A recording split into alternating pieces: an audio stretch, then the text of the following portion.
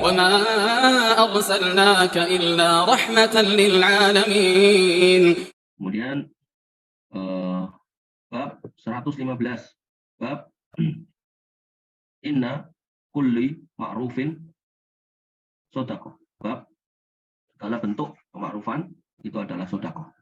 Hadis nomor 224, an Jabir bin Abdullah radhiyallahu anhu, Nabi sallallahu alaihi wasallam qala, dari Jabir bin Abdullah dari Nabi sallallahu alaihi wasallam, beliau bersabda, kullu ma'rufin shadaqah. Ini hadisnya juga pendek ya, jadi bisa atau bagus kalau mau dihafal. Kullu ma'rufin shadaqah. Setiap kebaikan itu dihitung sedekah. Jadi kebaikan apapun, baik kecil maupun besar, bahkan dalam hadis tentang iman, cabang-cabang keimanan, menyingkirkan halangan atau duri atau beling atau apapun lah di jalan yang bisa menyakiti orang lain, kita singkirkan, maka itu termasuk sedekah. Nah, kalau di rumah misalnya kita lihat ada tumpahan air ya, yang kemungkinan orang akan kepleset, maka kita keringkan, itu juga sedekah. Ya. Misal ada peniti atau jarum yang tergeletak di lantai, kita singkirkan, ya, itu juga sedekah. Allah wa iyyakum, sedemikian berharganya waktu seorang muslim di sisi Allah, dalam hal ini lebih khusus umat Islam, Nabi Muhammad SAW, sampai pada semua kebaikan dihitung sebagai sedekah. Termasuk di hadis 225, an Sa'id bin Abi Burdah, dari Sa'id bin Abi Burdah bin Abi Musa, dari Abi Musa an Abihi an Jadihi, dari bapaknya, dari kakeknya, qala, beliau berkata, qala Nabi sallallahu alaihi wasallam, bersabda Nabi sallallahu alaihi wasallam, ala kulli muslim sedekah. Tiap muslim wajib bersedekah. Tiap muslim wajib bersedekah. Qalu wa illam yajid, mereka bertanya, sahabat bertanya, bagaimana kalau kami itu nggak punya yang disedekahkan, nggak punya duit gitu kan. Qala wa ya'malu bi yadayhi wa yanfa'u nafsahu wa yatasaddaq. Maka hendaknya bekerja dengan kedua tangannya. Ya, apapun lah, tukang boleh, jadi kuli boleh, ngajar boleh, jualan boleh gitu kan.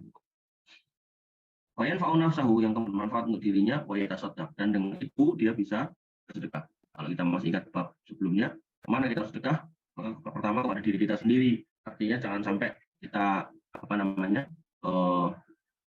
kerja tapi kemudian kita nggak makan, kita sakit, gitu kan, jangan sampai, itu nggak boleh.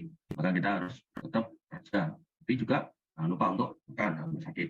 Nah, baru kalau kemudian ada sisanya, siapa? Untuk keluarga, untuk istri, untuk anak, untuk keluarga yang paling dekat, baru kemudian orang tua. Kalau memang orang tuanya urgent, ya orang tua dulu, baru kemudian keluarga yang di rumah, baru kemudian kepada yang lain. Maka sebenarnya Nabi SAW mengatakan, kalau nggak punya, ya kamu kerja. Maka orang muslim wajib untuk kerja, khusus laki-laki ketika jadi kepala rumah tangga. Qalu fa illam yastati, gimana kalau kami nggak bisa melakukan? Aulam yaf'al, atau kami nggak mampu mengerjakannya, gimana? Qala fa yu'inu bil hajah al-malhuf. Sini dikatakan adalah kamu membantu orang yang sangat membutuhkan bantuan. Jadi kalau kamu suruh kerja untuk nyari duit biar bisa sedekah, nggak punya kerjaan juga gitu kan, maka cari orang yang butuh bantuan, apapun, butuh disebutkan, ya, butuh dipegangi biar nggak jatuh tangganya, terus butuh ditolong karena dia kepleset dari sungai ke sungai, kecemplung ke sungai gitu kan. Maka setiap yang membutuhkan bantuan, kalau kamu bantu, itu terhitung sebagai sedekah.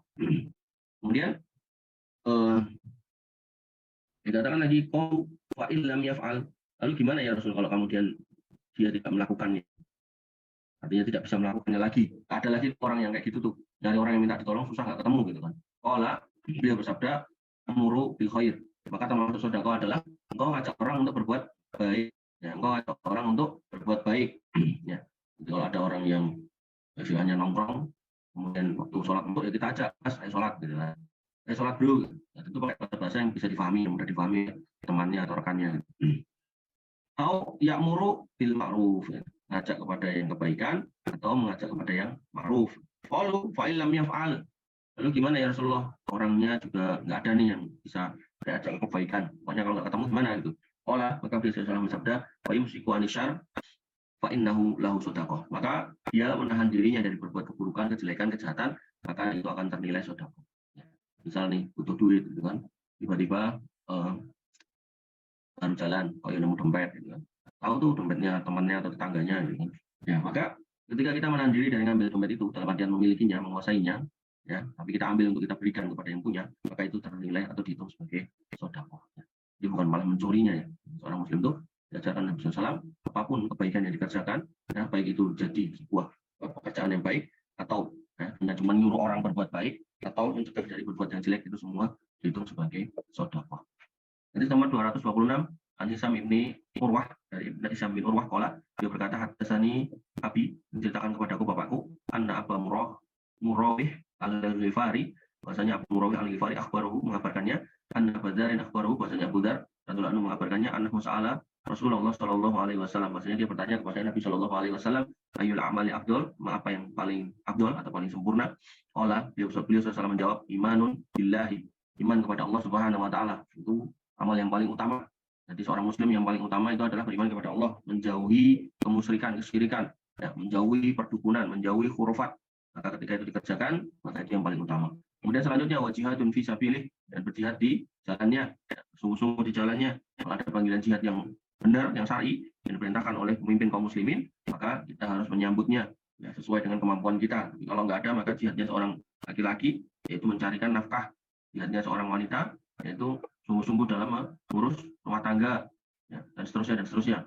Olah, maka Abu Dzar bertanya lagi, fa'ayyur riqabi afdol, membebaskan budak yang seperti apa nih yang paling afdol? Olah, dia bersabda, aghlaha tamanan wa anfasuha inda ahliha. Yang budak yang paling utama atau pahalanya yang paling utama kalau membebaskan budak adalah budak yang paling mahal harganya dan yang paling dicintai oleh pemiliknya atau ahlinya. Qala ara'aita illam af'al. Beliau kemudian bertanya, gimana kalau kemudian saya tidak bisa mengerjakan itu ya Rasul? Qala, beliau bersabda, tu'inu do'ian. Maka engkau menolong orang yang do'i, orang yang membutuhkan pertolongan karena kondisinya baru lemah, baru miskin, baru susah. Au tad'u li akhraqo, atau membuat sesuatu untuk orang yang tidak dapat bekerja. Artinya ada orang yang memang susah banget maka hidupnya, maka bisa ditolong, atau kemudian dia dalam kondisi sakit sehingga tidak bisa bekerja, maka itu juga bisa ditolong, dan itu termasuk amal yang baik. Artinya kalau menolong, ya itu bisa menjadi paling baik pahalanya atau besar pahalanya ketika yang kita tolong adalah orang yang benar-benar membutuhkan. Jangan kemudian orang yang nggak butuh kok kemudian kita bantu gitu kan. Makanya kan suka miris ketika ada yang ngantri BLT tapi pakai mas-masan yang banyak gitu kan. Sebenarnya dia nggak terlalu butuh sebenarnya. Tapi faktanya ya manusia itu kayak gitu, berlomba-lomba untuk mencari sumbangan kalau perlu. Qala ara'aita illam af'al, maka Abu Dzar berkata lagi, gimana kalau aku nggak bisa melakukan itu ya Rasul? Qala, maka beliau bersabda, tada'un nas minasyarr, maka kamu cegah dirimu atau kamu tinggalkan manusia dari kejahatan kamu. Fa innaha shadaqatun, maka itu dianggap atau dihitung sebagai sedekah. Tasaddaqu biha an nafsika, maka itu adalah sedekah yang disedekahkan atau kamu bersedekah dengannya untuk dirimu atau pahalanya untuk kamu kalau memang kamu melakukan itu. Kita masuk di hadis 227. An Abi Dzarin qala, dari Abu Dzar dia berkata, kila, dikatakan, ya Rasulullah, wa ya Rasulullah, dhahaba ahlud dusuri bil ujur. Ya. Orang-orang kaya telah pergi dengan bawa pahala yang banyak. Ujur itu jamak dari ajr. Jadi orang-orang kaya sudah membawa itu pahala-pahala yang banyak. Kenapa? Kata Abu Dzar, yusalluna kama nusolli. Mereka sholat, ya kami ya sholat. Artinya udah kaya sholat, ya. Pahalanya kok saya terus bisa apa? Ya. Wa yasumuna kama nasu. Mereka juga puasa tuh kayak yang kami lakukan. Ya, kami nggak kebagian apa-apa dong gitu. Kemudian wa yatasaddaquna bi fuduli amwalihim. Sholat mereka sama, puasa mereka sama, tapi ya toh mereka bisa sedekah sedangkan kami nggak mampu, karena kami nggak punya. Qala, maka beliau sallallahu bersabda, alaisa qad ja'alallahu lakum ma tasaddaqun. Bukankah Allah telah menjadikan untuk kalian sesuatu atau hal-hal yang bisa kalian sedekahkan? Maka Nabi SAW melanjutkan sabdanya, inna bikulli tasbihatin wa tahmidatin shadaqah. Sungguhnya pada setiap tasbih dan tahmid, subhanallah, walhamdulillah, yang kalian ucapkan dalam zikir, itu dihitung shadaqah. Kemudian, wa bud'u ahadikum shadaqah. Dan kalian mendatangi istri kalian, itu juga dihitung shadaqah. Gila, maka beliau bertanya kepada Nabi SAW, fi sahwatihi shadaqatun? Masa di dalam urusan syahwat itu dihitung shadaqah? Qala, beliau kemudian bersabda, "Lau wadda'a fil haram, alaysa kana alaihi wizrun?" Gimana pendapatmu kalau urusan syahwat tadi diselesaikan dengan cara yang haram? Bukankah itu menjadi dosa buat pelakunya? Fakadzalika in wadda'a fil halal kana lahu ajrun.